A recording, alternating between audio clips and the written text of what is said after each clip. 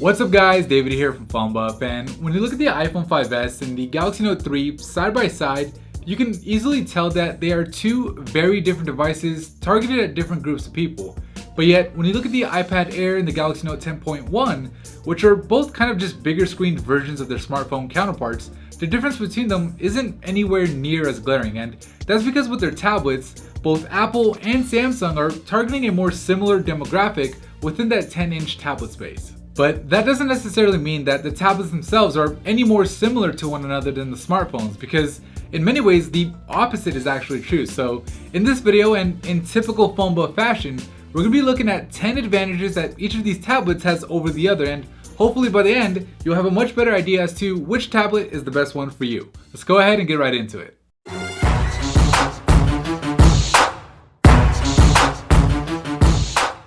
Alright, so the first advantage the iPad Air has over the Note 10.1 2014 edition is its better overall performance. While the spec sheet would have you believe that the Note 10.1's beefy quad-core processor and 3GB of RAM could easily outperform the iPad Air's dual-core A7 chip with its 1GB of RAM, this isn't really the case.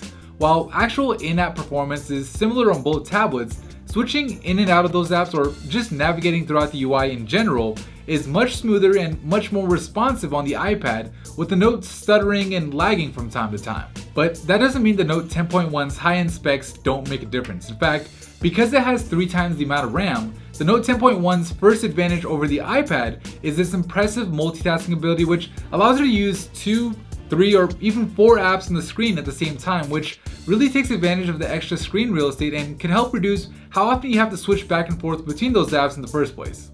2. Now, speaking of apps, while Android is quickly catching up, as of right now, iOS still has more tablet optimized apps available, which is a clear advantage for the iPad Air, but Samsung does counter with an advantage of its own, which is the single biggest thing that separates the Note 10.1 from the iPad or just about any other tablet for that matter, in the S Pen.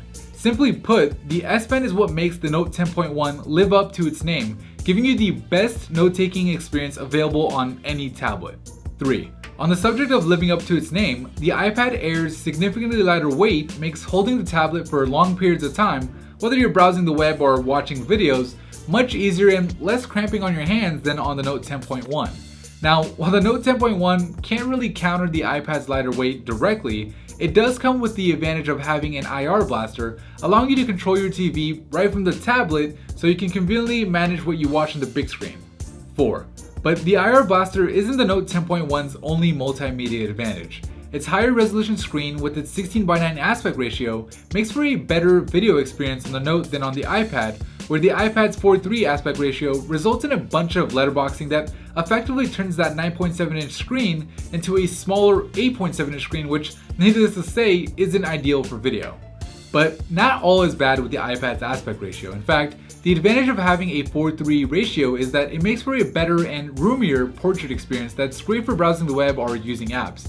And combined with the more realistic colors on the Retina display, the iPad Air screen still offers a great overall experience. 5. Since we're still talking about it, the other advantage the Note 10.1 has in the multimedia department is its speakers.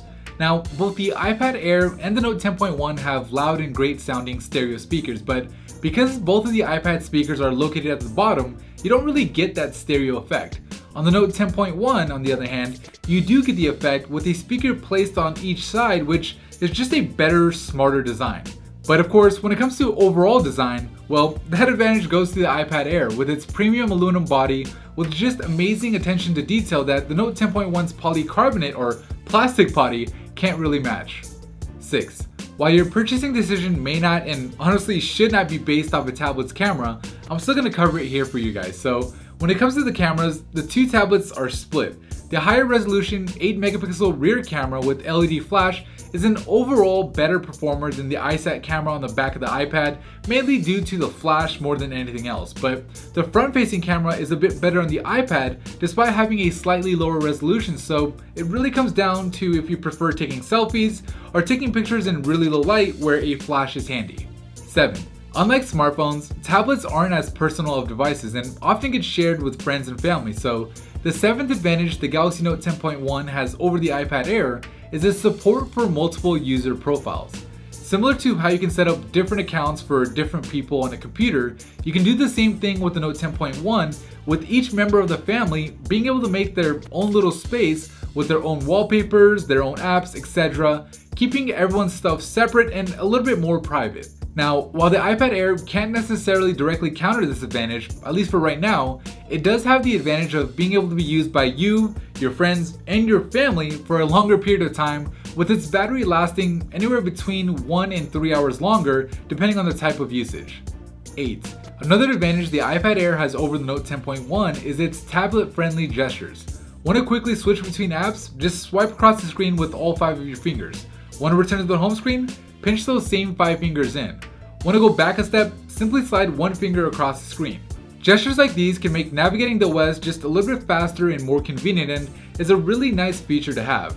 Of course, when it comes to features, Samsung's Galaxy Note has more than enough to counter. Things like Smart Stay keep the screen on as long as you're looking at it, and TouchWiz's motion controls offer a few gestures of its own, like taking a screenshot by simply swiping your palm across the screen. 9. Year in and year out, the iPad is always a popular choice among consumers, and because of that, it has the advantage of having a larger selection of accessories available as more and more third-party manufacturers try to cash in on the iPad's market share. But an advantage the Note 10.1 has that just may cancel out some of those third-party accessories is its OTG support, which allows you to easily connect your own USB peripherals like a keyboard or a mouse with a simple OTG cable that can cost less than $10, which could potentially save you some good hard cash on accessories. 10. Speaking of cash, the entry-level 16GB iPad Air will run you a cool $500, while the same entry-level 16GB Galaxy Note 10.1 sells for $550, making the iPad Air, much to many people's surprise, $50 cheaper. However, the Note 10.1 does have an advantage that can make up for this price difference in that it has an expandable micro SD card slot, so if you need more than just 16GB of storage, an additional 64GB would cost you less than $50 on the Note, whereas on the iPad, going with the 64GB model will cost you an extra $200, so it really does depend on your storage needs. Alright guys, that's pretty much it for me in this comparison. At the end of the day, both of these tablets do a lot of the same things, so if you're just looking to go on Facebook, browse the web, and play some games here and there, you can't really go wrong with either. But because these tablets are so different, one of them is most likely a better fit for you than the other, so hopefully this video has helped you figure out which one that is. Anyways, if you found the video helpful, that like button is sitting down below, and maybe more importantly, there's also that subscribe button which will ensure that you'll be among the first to get more mobile technology videos from me just like this. Thank you for watching, and I'll see you guys in the very next video.